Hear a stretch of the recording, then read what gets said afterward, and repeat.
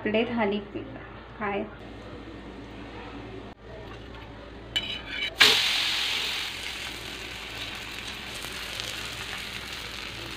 Hello friends, आज आपण बघत आहोत बाजरीच्या पिठाचे धपाटे। त्यासाठी लागणारे साहित्य 3 वाटी बाजरीचं पीठ आहे आणि 3 वाटी मेथी आहे, ती बारीक कापून घेतली आहे। 1 वाटी तांदळाचं पीठ आणि छोटी 1 वाटी बेसनाचं पीठ आहे।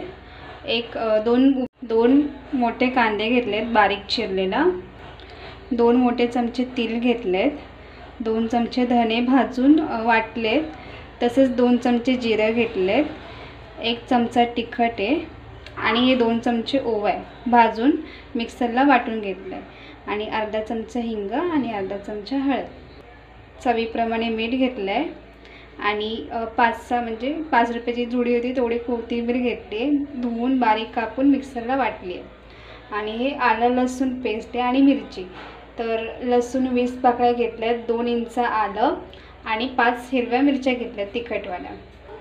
तर आता आपण सर्व मिक्स करूया।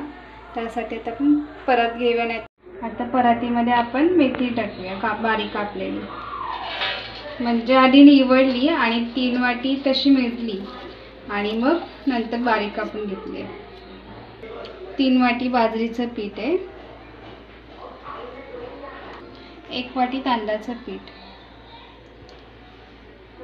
ह्या वाटीच्या साईजनेच मेथी मेजून घेतली 3 वाटी आणि 3 वाटी बाजरीचं पीठ आणि ह्याच वाटीने 1 वाटी तांदळाचं पीठ घेतलं आहे। आणि हे बेसनाचं पीठ आहे, छोटी वाटी घेतली 1 वाटी, कांदा, आलं लसूण पेस्ट, कोथिंबीर आहे मिक्सरला वाटून घेतली आहे, म्हणजे त्याचं स्मेल खूप छान येईल आणि सगळीकडे चवीला पण येईल। आणि हे सगळे मसाले आता एकाच वेळेला घालतो।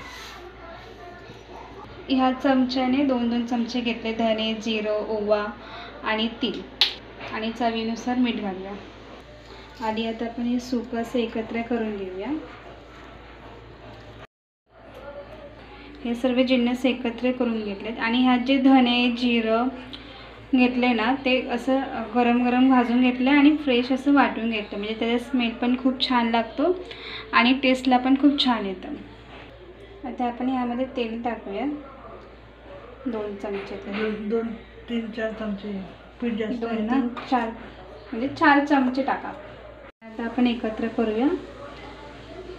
हे आपलं मिश्रण आता सर्व एकत्र केलं, थोडंसं पाणी टाकून मळून घेतलं आणि अर्धा तास झाकून ठेवलं होतं। हे पीठसुद्धा मऊच आहे, जर ह्याने पण तुम्ही थापू शकता, जर नसेल थापलं जात तर थोडंसं पाणी टाकून आपण धपाटे करणार आहे। आता पोळपाट घेतला आहे, त्यावरती फडका आहे सफेद, तो धुवून घेऊन ओला केला आणि ह्यावरती आता आपण धपाटे करणार आहे। तर हा जो गोळा आहे ना तो पाण्याने ओला आणि आता हा धपाट्याचा एक गोळा काढला आहे आणि त्याला असं पाणी लावून थापून घ्यायचं, हाताला पण पाणी लावायचं म्हणजे ते चिपकत नाही। जेवढा तुमचा साईजला हवा, मोठा छोटा तसं तुम्ही करू शकता।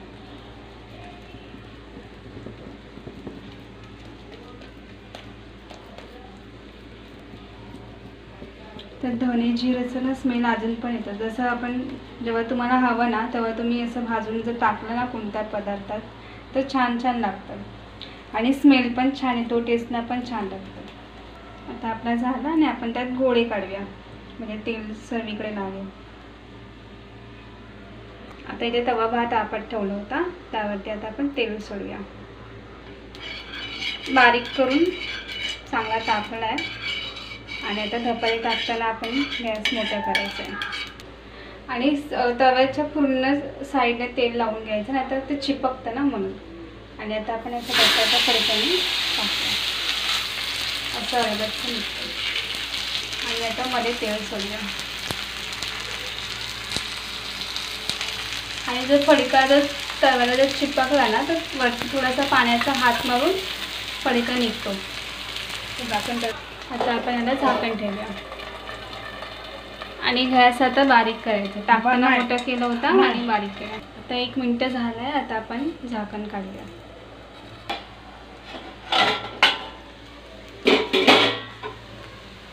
तर रंग चेंज झाला आणि आता पलटून घेऊया। जरा गॅस मोठा करते. आता गॅस मोठा करूया आणि पलटूया. नुसतं छान सुरेख कलर आलाय. परत तेल टाकूया. जर मेथी नसेल ना तर तुम्ही पालक सुद्धा वापरू शकता. पालक कोथिंबिरीचे पण धपाटे होतात. चांगले होतात. कोथिंबीर जरा जास्त प्रमाणात घ्यायची आणि कोथिंबीर घालायची. दोन्ही साईडने आता शेकून घेऊया आपण. पुन्हा आता गॅस बारीक करून दुसरी साईड भाजून घेऊया.